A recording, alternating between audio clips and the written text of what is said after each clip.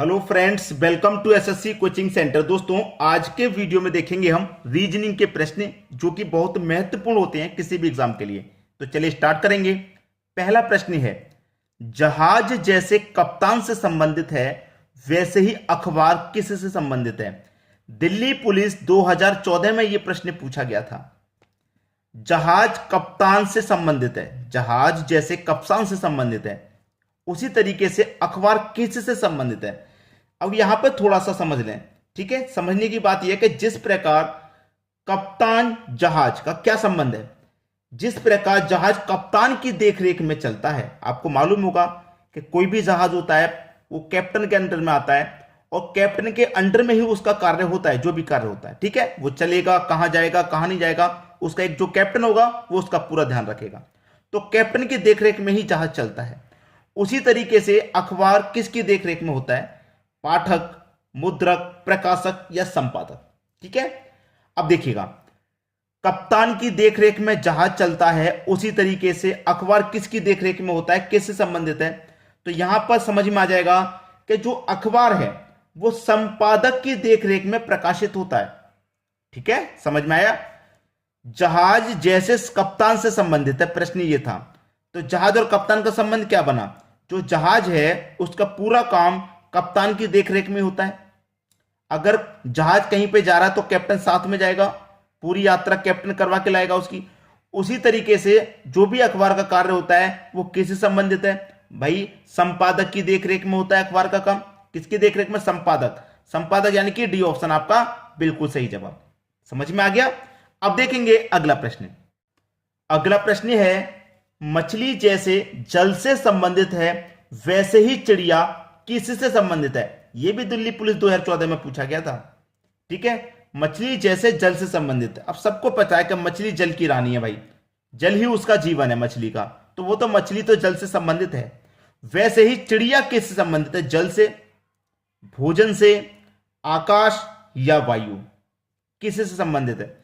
मछली कहां रहती है भाई? पानी में रहती है, पानी में दौड़ भाग करती है, पानी में तैरती है, इधर से उधर वो पानी में जाती है। वैसे ही चिड़िया, चिड़िया कहां पे रहती है? आकाश में। भाई, घर सबका एक जगह होता है, चिड़िया ने भी कहीं ना कहीं घर बनाया होगा, लेकिन उसका जीवन कहां है? आकाश में, है कि नहीं? वो जहां भी जाएगी आकाश में उड़कर ही जाती है। तो इस प्रश्न का जो आंसर है वो आकाश हो जाएगा। अब भोजन की हम बात करें, भाई भोजन तो मछली भी खाती है, चिड़िया भी खाएगी। जल की बात करें तो भाई देखिए, मछली के लिए भी जल जरूरी है, चिड़िया के लिए भी जल जरूरी है, दोनों ही पानी पिएंगे, जल पिएंगे। वायु की अगर हम यहां पे बात करते हैं, वायु की, ठीक है, इस वायु की बात करें तो वायु एक ऐसी चीज है, जैसे मछली को पानी ही जरूरत है, पानी से अगर हम बाहर निकाल लेते हैं मछली मर जाती है। हवा में जब निकाल लेते हैं तो मछली मर जाती है। ठीक है, लेकिन मछली जैसे जल से संबंधित है, यह पूछा गया था। तो मछली जल से क्या संबंध है? मछली का जो जीवन है, जहां पे मछली तैर सकती है, भाग सकती है, दौड़ सकती है, वो जल में ही कर सकती है। वैसे ही चिड़िया कहां कर सकती है? दौड़ना, भागना, उड़ना, आकाश में कर सकती है। तो आकाश इसका सही जवाब हुआ। क्लियर? अब देखेंगे अगला प्रश्न। अगला प्रश्न है, नोटिलस मछली, चैती पक्षी। देखिए, नोटिलस जिस प्रकार मछली से रिलेशन बना रहा है, चैती पक्षी किससे संबंधित होगा? आर आई, आर आई का मतलब है रेवेन्यू इंस्पेक्टर में यह क्वेश्चन पूछा गया था सन 2014 में। रेवेन्यू इंस्पेक्टर में सन 2014 में पूछा गया था। शायद हो सकता है 50% बच्चे कंफ्यूज रहे इस क्वेश्चन को लेकर कि नोटिलस मछली क्या है। भाई देखिए, नोटिलस जो है वो मछली की एक प्रजाति है। नोटिलस मछली की एक प्रजाति है। ठीक है, नोटिलस जो है वो मछली की एक प्रजाति है। मैं लिख देता हूं ताकि आपको हमेशा के लिए याद हो जाए। नोटिलस, नोटिलस मछली, मछली की एक प्रजाति, प्रजाति, प्रजाति है। ठीक है, अब चैती पक्षी किसकी प्रजाति है? चूजा, सूंस, बत्तख या कबूतर। ये जो चैती पक्षी है, ये जो चैती पक्षी है, ये बत्तख की प्रजाति है। याद रखना, चैती पक्षी, यही तो पूछ रहा है। नोटिलस मछली की एक प्रजाति है, चैती पक्षी ये बत्तख की प्रजाति है। याद रखना, बत्तख की एक प्रजाति है। ठीक है, प्रजाति, प्रजाति है। ठीक है, तो आपका सही आंसर सी ऑप्शन हो गया। अब देखेंगे अगला प्रश्न। अगला प्रश्न है ऊष्मा का रिलेशन कैलोरी से है तो ध्वनि का रिलेशन किससे होगा। एसएससी सीपीओ 2016 में यह क्वेश्चन पूछा गया था। ठीक है, अब देखिए ऊष्मा का कैलोरी से क्या मतलब है। ऊष्मा का कैलोरी से क्या मतलब है, देखिए मतलब क्या है मैं आपको बताता हूं। ऊष्मा का मात्रक, ऊष्मा का मात्रक कैलोरी है। क्या है, ऊष्मा का मात्रक कैलोरी है। ऊष्मा का मात्रक कैलोरी है तो ध्वनि का मात्रक क्या होगा। ध्वनि का मात्रक क्या है, ध्वनि का मात्रक मालूम है या नहीं मालूम। नहीं मालूम कोई बात नहीं, डेसिबल है। ठीक है, डेसिबल हो गया आंसर। भाई ऊष्मा का मात्रक कैलोरी है, ध्वनि का मात्रक होता है डेसिबल, तो ध्वनि का मात्रक डेसिबल होता है। डी ऑप्शन सही हो गया। अगर नहीं पता था तो नोट कर लें ताकि बाद में जब आप रिपीट करें तो सब कुछ याद हो जाए।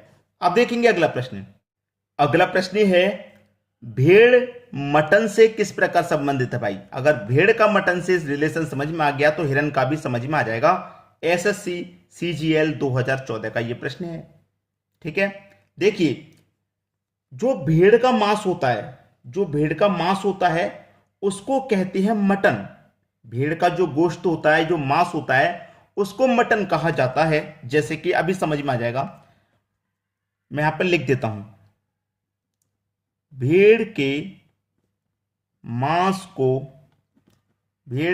को मटन कहते हैं। ठीक है, भेड़ के मांस को मटन कहते हैं। तो उसी प्रकार हिरन के मांस को क्या कहते हैं। भाई हिरन के मांस को क्या कहते हैं, बील, मीट, फलेश या वेनिजन। तो हिरन के मांस को कहते हैं दोस्तों बेनिजन। हिरन के मांस को बेनिजन कहते हैं, याद रखना, बेनिजन। ठीक है, याद रखना। इसीलिए तो मैं लिख रहा हूं ताकि आप नोट कर लें अपनी नोटबुक में। स्क्रीनशॉट ले लीजिए यही वीडियो का। ठीक है, नोट कर लीजिए। भाई भेड़ के मांस को मटन कहते हैं, सबको मालूम है। और मुर्गे का मांस होता है चिकन कहते हैं, सबको मालूम है। लेकिन हिरन का मांस को क्या कहते हैं ये सबको नहीं मालूम हो गया। हिरन के मांस को बेनिजन कहा जाता है। ठीक है, अब देखते हैं अगला प्रश्न। अगला प्रश्न है रंग का रिलेशन लाल से है तो भाषा का रिलेशन किससे होगा। एसएससी सीपीओ 2016 का प्रश्न। रंग का रिलेशन लाल से है। देखिए आपको इन दोनों में रिलेशन बता दूं। रंग का रिलेशन लाल से है। ये जो लाल है, भाई लाल क्या है, लाल क्या है, लाल एक रंग है। लाल एक रंग है। ठीक है, उसी प्रकार लाल क्या है, एक रंग। अब व्याकरण, अंग्रेजी, भाषा संबंधी या इतिहास, ये क्या है, भाषा। अंग्रेजी क्या है, एक भाषा। यहां पे क्या आ जाएगा, यहां पर आ जाएगा अंग्रेजी। यहां पर आ जाएगा अंग्रेजी। लाल एक रंग है और अंग्रेजी एक भाषा है। अंग्रेजी एक भाषा है तो यहां पर अंग्रेजी आएगा। आएगा कि नहीं आएगा, बस खत्म प्रश्न। अंग्रेजी है, भाषा क्या, अंग्रेजी रिलेशन आ गया। क्लियर। अब देखते हैं अगला प्रश्न। अगला प्रश्न है स्क्वायर रूट में दे रखा है AFI बराबर M। ठीक है, स्क्वायर रूट ADD बराबर L, स्क्वायर रूट ABA बराबर क्या। एसएससी सीजीएल 2015 का प्रश्न। ये जो आपके अल्फाबेट नंबर है, देखिए मैं स्क्वायर रूट का साइन है तो सबसे पहले मैं स्क्वायर रूट लगा लेता हूं। ए कितनी पे आता है, 1 नंबर पे। एफ आता है 6 नंबर पे। आई आता है 9 नंबर पे, लिख लिया मैंने। और एम आता है 13 नंबर पे। कुछ करना है क्या भाई, 13 का स्क्वायर होता है 169 और इसका स्क्वायर रूट होता है 13। तो एम क्या है, इसका स्क्वायर रूट है। ठीक, आगे आ जाइए। यहां पे स्क्वायर रूट में क्या दे रखा है, ए मतलब 1 पे आता है, डी 4 पे आता है, डी 4 पे आता है। 144 है ना, 144 का स्क्वायर रूट क्या होता है, 12, और 12 पे आता है आपका एल। स्क्वायर रूट कितना होता है, 12 पे आपका एल आता है, तो एल दे रखा है। उसी तरीके से आप इसे कर लीजिए, स्क्वायर रूट में ले लीजिए। ए आता है 1 पे, बी आता है 2 पे, ए आता है 1 पे। अब ये 121 है। 121 का स्क्वायर रूट क्या होता है भाई, 121 का स्क्वायर रूट 11 होता है कि नहीं 11। लेकिन अल्फाबेट में हमको आंसर चाहिए, तो 11 पे कौन सा अल्फाबेट आता है, 11 पे आता है भाई के। 11 पे के आता है तो बी ऑप्शन आपका सही हो जाएगा। के बिल्कुल सही जवाब, आपके प्रश्न का आंसर आ गया। अब देखेंगे अगला प्रश्न। अगला प्रश्न है 16:22 समानुपाते 36 बराबर क्या। इस प्रश्न के आगे आप वेरी वेरी इंपॉर्टेंट लगा लीजिए, पहले ही बता रहा हूं, वेरी वेरी इंपॉर्टेंट लगा लो, या फिर इस प्रश्न को खुद से करके देख लो। वेरी वेरी इंपॉर्टेंट क्यों है पता लग जाएगा, खुद से करके देख लो, वीडियो को यहीं पर रोक दो, खुद से करके देख लो क्या लॉजिक है, शानदार लॉजिक। प्रश्न है 16:22 समानुपाते 36 और यहां पे आ गया क्वेश्चन मार्क, ये है प्रश्न। ये जो 16 है ये क्या है भाई, सीधा सीधा 4 का स्क्वायर, ठीक है, 16 4 का स्क्वायर है। लेकिन ये 22 जो है, ये 22 क्या है, ये 22 क्या है, ये तो 4 का स्क्वायर है। ये 36 भी पता है 6 का स्क्वायर है, लेकिन ये 22 क्या है, ये 22 कैसे बनेगा, मैं बताता हूं कैसे बनेगा। आपके पास ये 16 था ना, 16 ले लिया, फिर आपने क्या लिया, ये 4 का स्क्वायर, पहले 4 लिया, 4 को ऐड करो, इस 2 को भी ऐड करो, 16 4 20, 20 और 2 22, यहां पे 22 इसलिए आया है। पहले तो इस वाली संख्या को ले लो, फिर 4 को ले लो, फिर इस 2 को ले लो। ऐसे ही मैं यहां करूंगा, पहले इस वाली संख्या को ले लूंगा 36 को, ठीक है, फिर 6 को लूंगा और फिर इस 2 को लूंगा। 36 और 6 42 और 42 में जोड़ देंगे 2 44, तो यहां क्या आ जाएगा आपका 44 आ जाएगा। भाई आ गया कि नहीं आ गया आंसर, 44 सी ऑप्शन। तो मैंने पहले ही बोला था जो बच्चे खुद से करना चाहते हैं कर लीजिए, और वेरी वेरी इंपॉर्टेंट क्यों है आपको मालूम हो गया, अब बताने की जरूरत नहीं। ठीक है दोस्तों, वीडियो पसंद आया लाइक कमेंट शेयर जरूर करें। वीडियो देखने के लिए आपका बहुत बहुत धन्यवाद।